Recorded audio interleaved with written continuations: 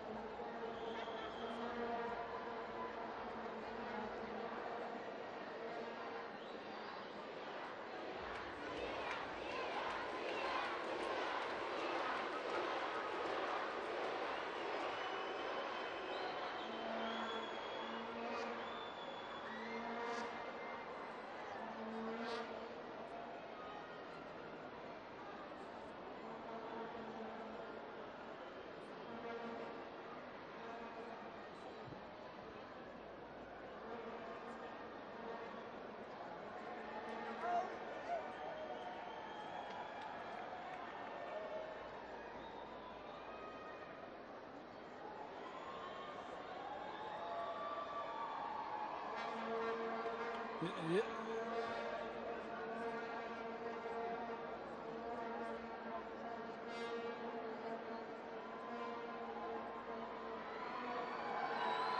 Here we go, here we go.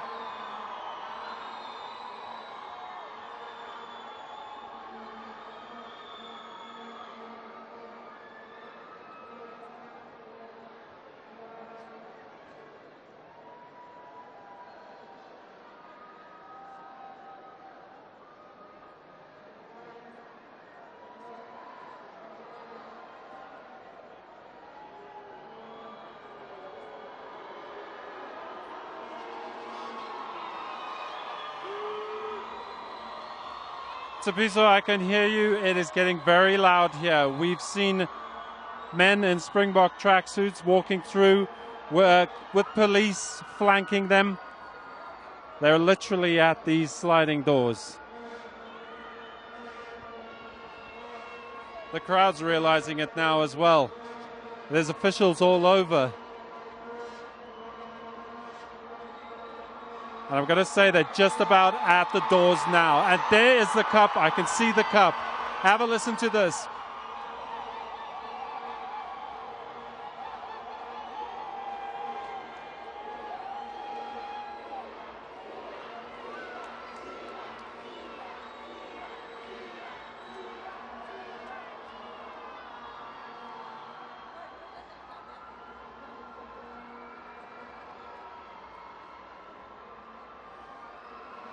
And there you can see a bit of a delay at the door. A lot of people here. And now they come through. Chance of Sear. Here's the cup. The Webb Ellis Trophy. Held aloft by our captain, Sear Kolisi. He walks through the doors. Cheering. Photographs being taken. People recording this memory. This is huge. Behind him, we can see the coach, Rassie Erasmus. Today's his birthday.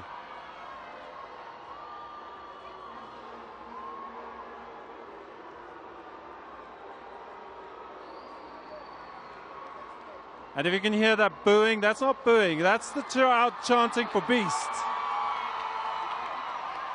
But here they come, here they make their way. This is World Rugby's Team of the Year. They have the Coach of the Year, they have the Player of the Year. They also the World Cup champions.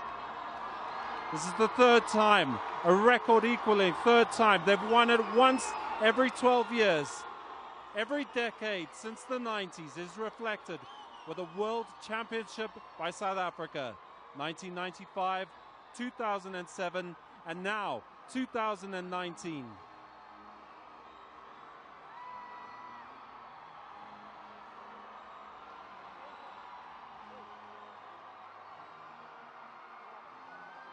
The team is proceeding very slowly through the tunnel of supporters that are flanking them on either side. Cheers erupting. People everywhere in the airport terminal coming to a standstill, cheering their hearts out. This means everything.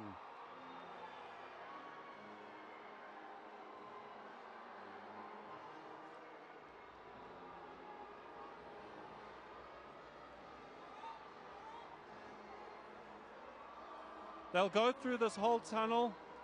They'll try and greet as many supporters as they possibly can. And then it's off to a press conference where we're going to hear from the coach, the captain, and they'll be sitting with the trophy on the top table. World champions for a third time. Not a lot of people would have thought that, but this was a team reared by Rassie Erasmus, a meticulous coach.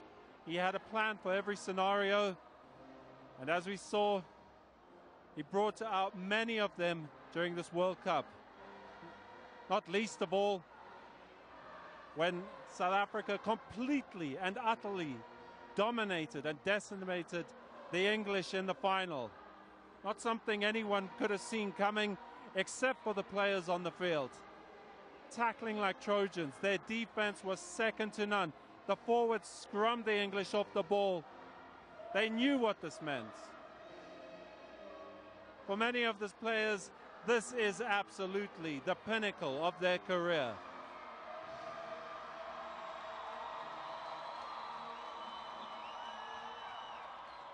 And the crowd bursts into the anthem as their heroes go, and they're following through the terminal, happy, elated.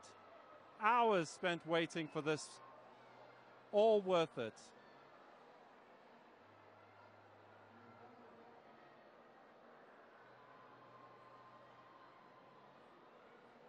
Now, these are live pictures from OR Tambo International. The Webb Ellis Trophy has just landed. It's been held by Captain Sio Kolisi, the first black South African ever to captain the Springboks. And he brings home World Rugby's greatest prize. Coached by Rassie Erasmus. Today's his birthday. The Springboks, world champions. They won a plethora of accolades at the World Rugby Awards. They scooped all the big prizes. And this is the aftermath, as we're going to take you to the press conference when it begins.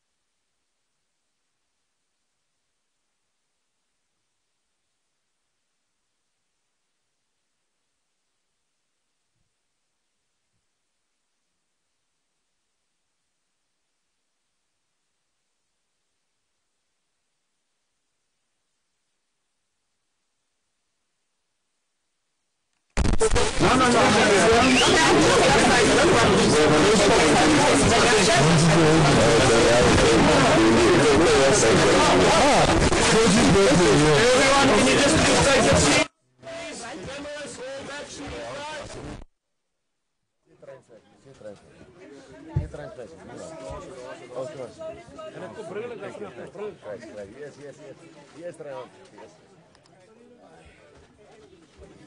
Thank you.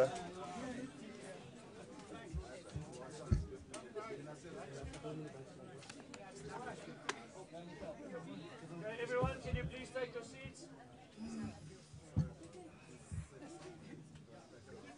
Please take your seat. Take your seat. Right. Say something again, or can we just open the floor? No, just open the floor. Okay. Good evening, everyone. Thank you very much for joining us. Oh, sorry. Where's the microphone? Where's the microphone? Where is it? Okay. Okay. I think those will do. Right, good evening.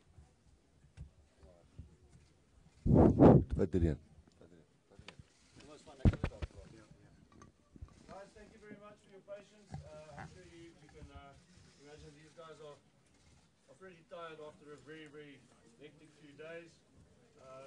This will not be the longest press conference ever, so I'm just going to open the floor for questions.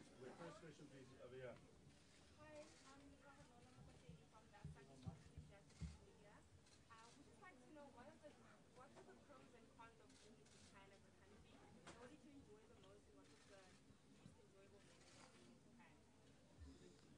Oh, so, can I go?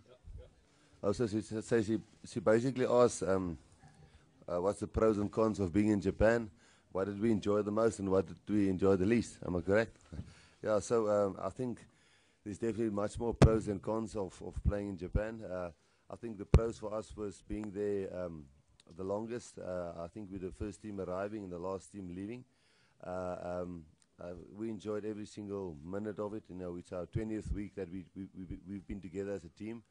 And yeah, I can't say every single experience was great. I think the saddest part was yesterday when we had to leave. If I must be honest with you.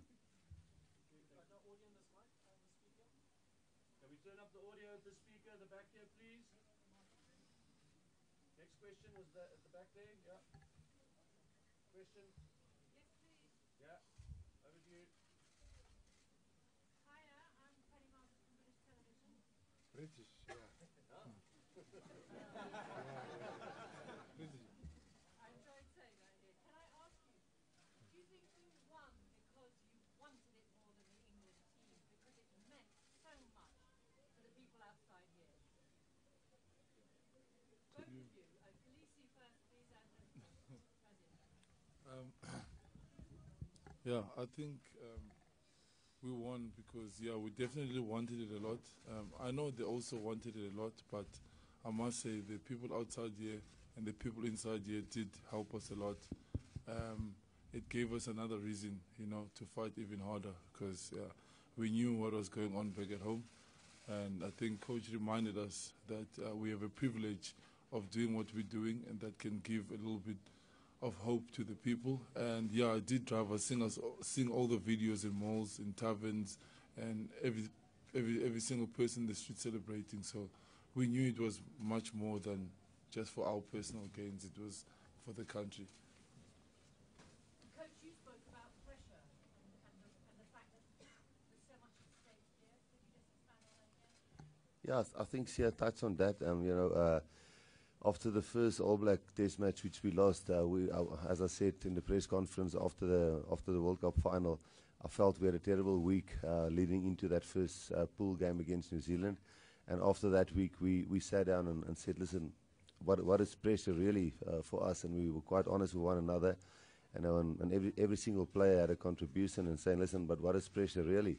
You know, how can we be nervous going into a big test match if there's so many other things in life that we can be nervous about? And that's just actually what I tried to say in that media conference, that pressure in South Africa isn't exactly what people in New Zealand experience as pressure, and it's different in England and it's different in France. And when we play, you know, we shouldn't play under pressure. You know, we should play under the you know, the nice, I wouldn't say burden, but the nice luck or what we have to go and try and fix some problems for South Africa. And that's not pressure, that's a hell of a compliment to have. And I think that's the way we turned it around. And then on your first question, did we win it because we wanted it more? I think that's half of it. I think the other half is these guys really trained hard. You know, that they were really fit. They were well conditioned. You know, they did all the homework really well in terms of the game plans. They recovered well. They were really professional right through all 135 days that we were together. So I think that's the first part that played a big role. And then the second part was definitely South Africa. You know, we wanted to win it for South Africa. That's without a doubt. And you can see what's happening currently. Yeah, it just absolutely drove us. When they made a tackle halftime, when they came in, the chat was again about South Africa. It wasn't about the actual game plan. It was about the people back home watching TV, the messages. So for half of it, hard work. The other half was you guys.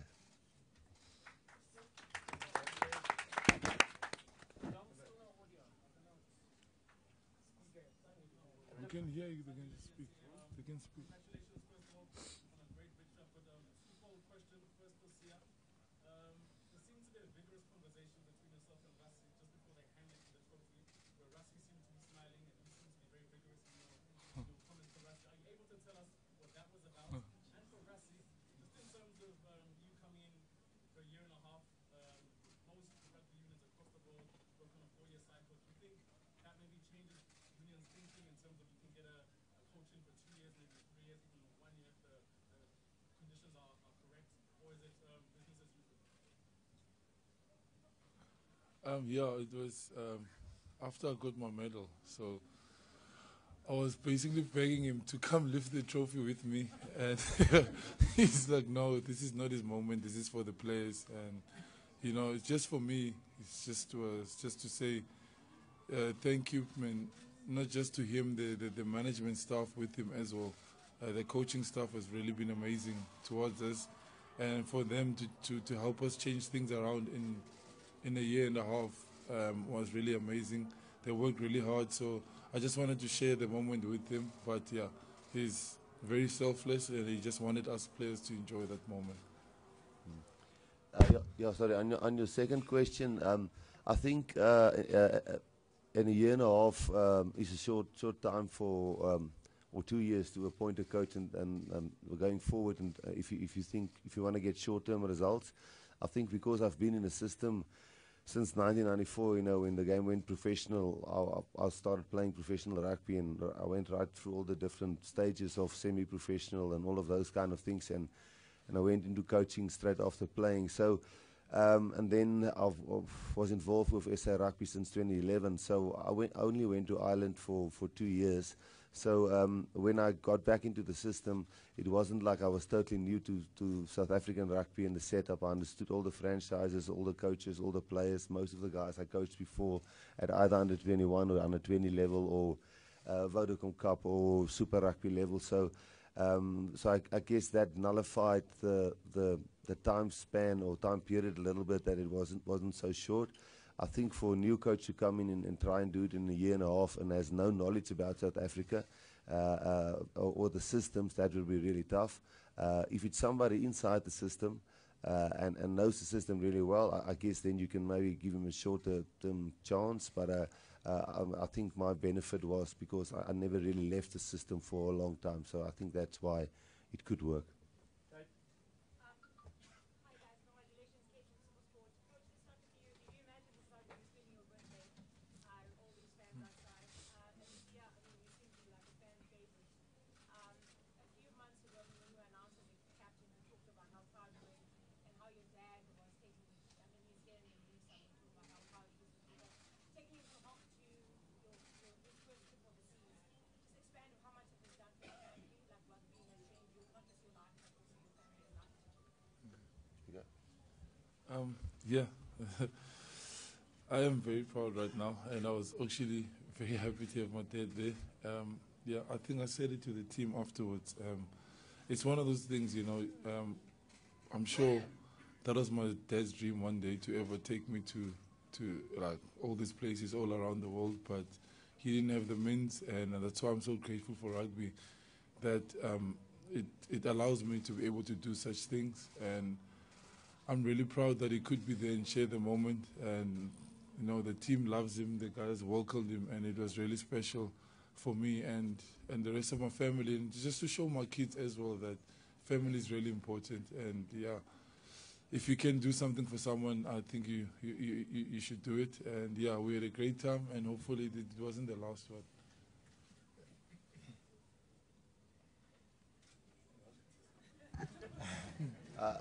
What is it? Oh yes, my birthday. No, you know, the one thing, I don't want to get emotional about it, but I think the one thing that if I had one wish out of this World Cup, and if I think about 1995 and I think of 2007, the one wish that we are going to really work hard, we as a leadership at SA Rugby, myself as director of rugby, and with the Exco and the board and everybody, is to not let's see I have some glory now, and it's my birthday and it's great, and some players were players of the tournament like Peter Steff, and the boys were certainly heroes in the way they played, and it's going to last for a week or two, a month or so.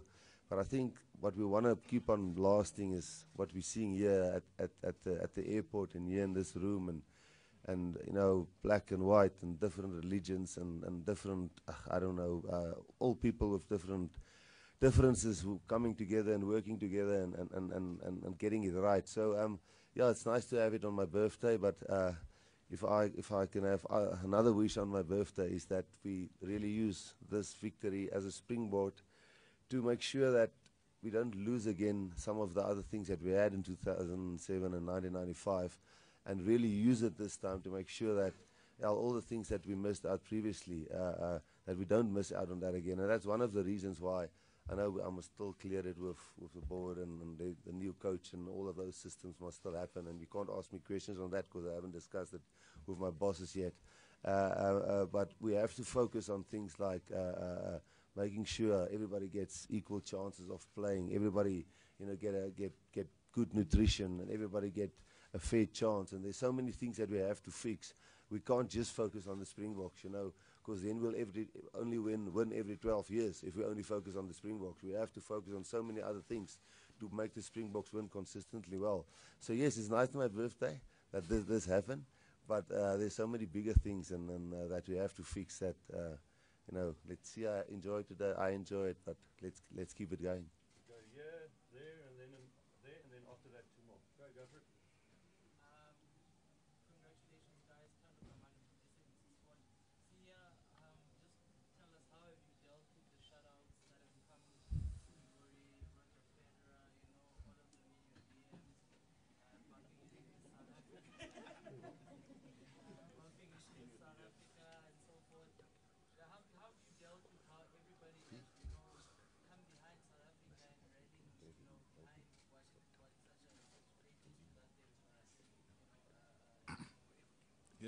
It's been amazing to get all those kind of messages, from, especially I'm a huge fan of Roger Federer.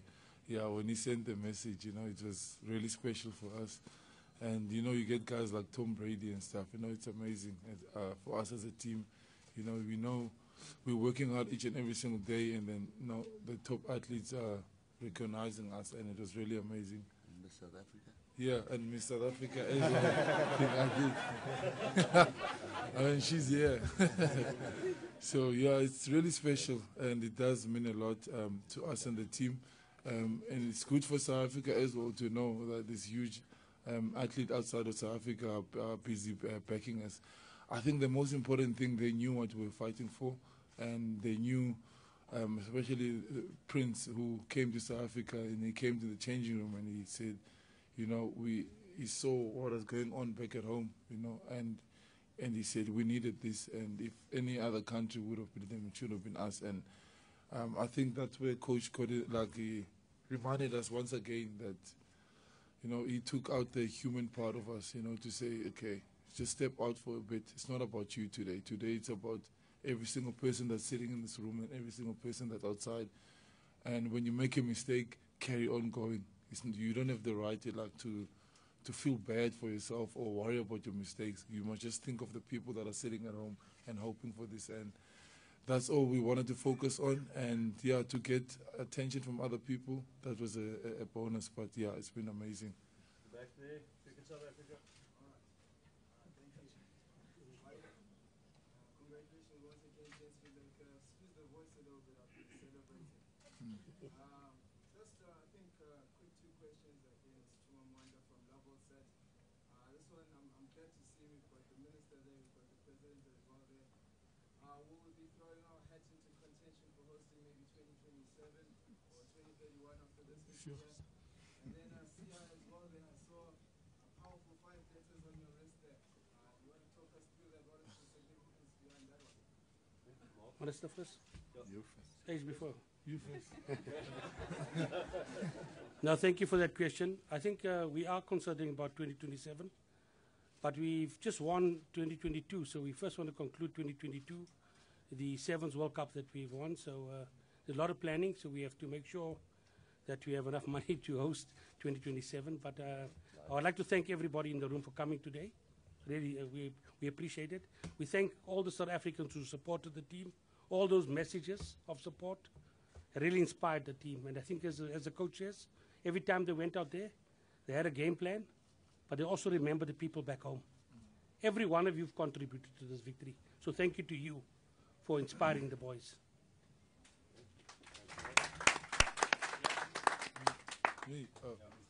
Oh yeah, the obviously rugby, and it's a beautiful sport, and you're allowed to share what you believe in, and yeah, obviously I had Jesus on my wrist, and obviously that's what I believe in, and that's what's been carrying me throughout the whole time, other than my teammates, and the people that support me, and all the prayers that came from people here. And yeah, it's really been grateful, and it meant a lot to me, and I knew at that time that, I owe all the glory to him, and that's why. But every game, that's how I play, with my wrist with that one. So yeah, that's why I have it. I have it on every single game. Another question, question here, and then Brendan, and then Sandile, and then we're going to wrap. Zam Malloy in the Champions podcast. Coach Rassie, the final team showed so many layers to their attack, which weren't obvious in the other games leading up to the final. How hard was it for them to not show their hand in that time? And Sia, on the train ride here, a woman said to me, I've come here to celebrate the lesson that this team has taught me about when you struggle at the beginning, relating to how you guys were losing that first game, and then powering through the rest of the tournament. Those kind of comments from everyday South Africans, what does that say to you, and what does that give to you, seeing as you've given us such a big gift? Are you talking about the question to me as an? About how hard was it for the players to not show their hand in the run throughout the tournament? Our attacking hand. Yes. Yeah, we actually didn't try to hide anything. The Japan game, we actually gave them 40 points, and then a New Zealand game that they would just bear on the day, and then we actually smashed Namibia and we smashed Canada. We was the last game, and then we smashed Italy by 40 points. We're actually the highest scoring team at the World Cup. And then when we played Wales is the kind of team. Then we played Japan again, and we gave them again, I think, 4 or 5 tries. So we scored a lot of points again.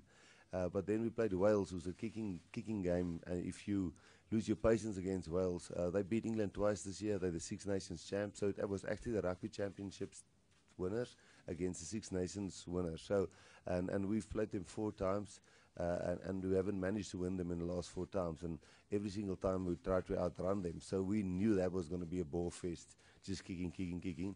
And we know our patience had to last there, and then it did. And then in the final, we actually kicked almost as much, but then Lucanio just brought the magic, and Mapimpi brought the magic, and Cheslin brought the magic, and the individual players just whatever they saw they played, and I guess that's what we wanted all the time. So it wasn't really that we were hiding anything. It was just that the players felt so comfortable and confident, and the platform was laid there, and they really just used their talent. So we didn't really hide anything. The question was, a lady on the train said, I've come here to celebrate the lessons that the Springboks have taught me. Losing the first game and powering through the rest of the tournament.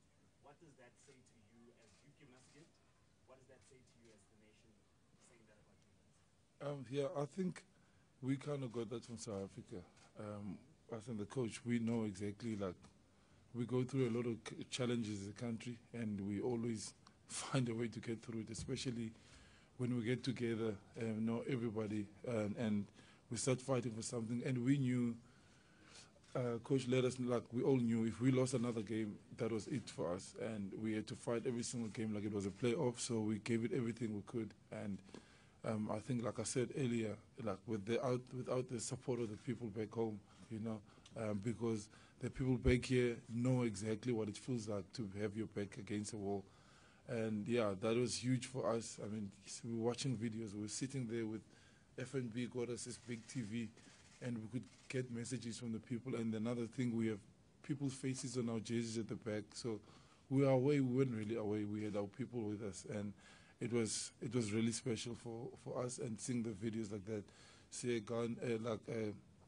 other old players, celebrating and sending us videos to see that this is 10 times more than they've ever had in their lifetime. So, yeah, people might be learning from us, but everything that we did there and took there, we got it from the people here in South Africa. Brendan? 2007 taught us that core of that team went through to 2009 to beat the British and Irish Lions there. How important, first of all, is to keep this core of this team together under your leadership for 2021 with the British Lions? And then second, on a lighter note, we've spoken about all the celebrities and stuff that wished you well. followed this campaign was your video call with your son Nick. Just what was his reaction afterwards? Yeah, we would love to stay together at this core group, and obviously that's all up to Coach Rassi, and he will definitely let us know in the next couple of days. He's already thinking about working for the next couple of days, preparing for what's about to come. And yeah, us as players, a lot of us have committed. We're staying in South Africa and we're playing here, so we definitely be available. And regarding the call to Nick, yeah, that was special. And the whole time that he was there, he just wanted to get on the field. And I told him, just keep on praying that if we win the final so we can get on the field. And yeah, he got on the field, he just ran and enjoyed himself. It was really special. And I can't explain to you how amazing it is to share those special moments with your family. And yeah, we really enjoyed it. We all had our kids there and wives and girlfriends and everything. So it was, yeah, it was good. Final question, Sandile, and then we'll ask the minister to make closing remarks. And before the question goes, can I then just ask to clear the room, guys? We'd like to get the guys at the top table out, so please refrain from the selfies and all that. Thank you very much. Sandile, go for it. Thanks for the sound eventually. Rassi, quick one.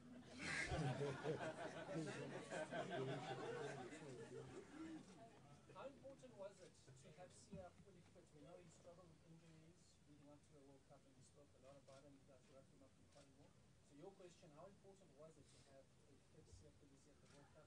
And Sia, for you, a message to all the kids who are in our rural areas struggling as you did 10, 20 years ago. Yeah, I think our own motto was the whole time that, listen, we're not going to make the same mistakes as previous World Cups where I was involved, and also part of the mistake where we're going to take a very experienced team on paper and a great team on paper, but not a fully fit team. So we decided when we get onto that plane to Japan, all 31 players must be fit and ready to train. And I must tell you, out of the 7 or 8 weeks that we were there were probably out of the, how many training sessions, 40 training sessions that we had, there were probably 3 where there were 1 or 2 players sitting out with niggling injuries. And Sia was one of them. He was the only player that we actually managed. A guy like Damian Willemse missed out because he wasn't fully fit when we went over there. A guy like, who else is there? There was Lizo Kaboko had a little injury just before that. So there was a few guys, even one of the Pre brothers. So we decided we would rather take a fully fit team. So the only guy we really took a chance with was Sia, and to manage him, his whole load, and how we're going to make him play just a little bit in one Currie Cup game, and then against Argentina, and then against Japan. So for us to have him there was really important. Firstly, because he's a great rugby player. Secondly, because he's our captain. And I thought his form wasn't great the first 2 games, and that's why we gave him, he played in 3 in a row, and we always subbed him the last 10-15 minutes of the first 2-3 games until he got fully fit. And then I must say in the last 3 games his form was absolutely outstanding, so much that we actually had to sub him the last 10-15 minutes because he really emptied his tank totally, and he played really, really well. His stats showed that. So, no, it was massive important, and I must say well done to the medical team and everybody to get him through that, because it was a real worry for me at one stage during the year, early in the year. And your message to the kids in our townships, rural areas who are now in, I suppose, in a situation that you found yourself in about 10, 20 years ago? Yeah, it's really tough, but I think anything can be overcome with opportunity. I think my drive when I was younger, it was just going to training each and every single day. I was preparing myself, not knowing obviously because I was young. I was only 9 years old, going to training each and every single day, and I was obviously preparing myself for an opportunity just in case it came. And when it did come, I was ready, and I took it with both hands. When I got a scholarship. So that's what I can tell them, that it can be done. We obviously don't want it to be so tough for everybody else, and we're hoping things will get better for everybody else in future. But I mean, if a guy like Mampimpi can come from where he comes from and make it, it just shows it is possible. But yeah, and the most important thing is that you never listen to someone that tells you you can't make it, you're not going to make it. It's up to you and you alone. And all the people that we have around you. That's the most important thing. And I just want to tell the kids they must just keep dreaming and keep on believing and keep on pushing.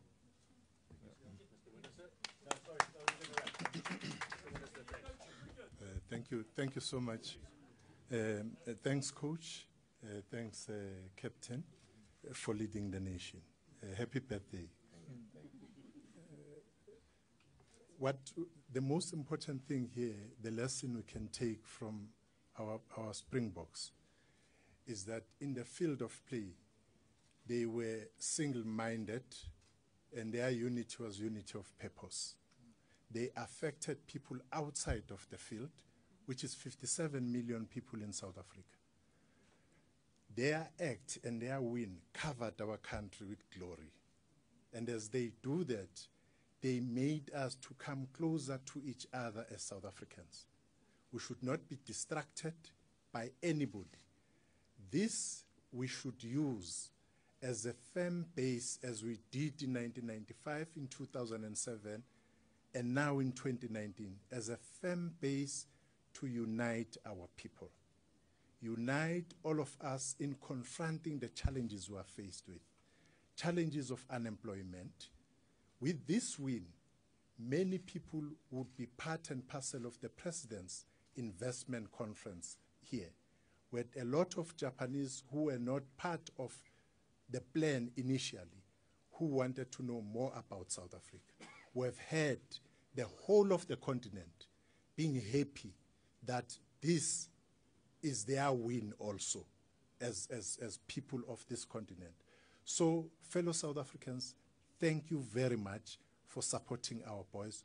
Continue to do that, and let us make sure that the doomsayers do not see what they want to see, the division of our nation.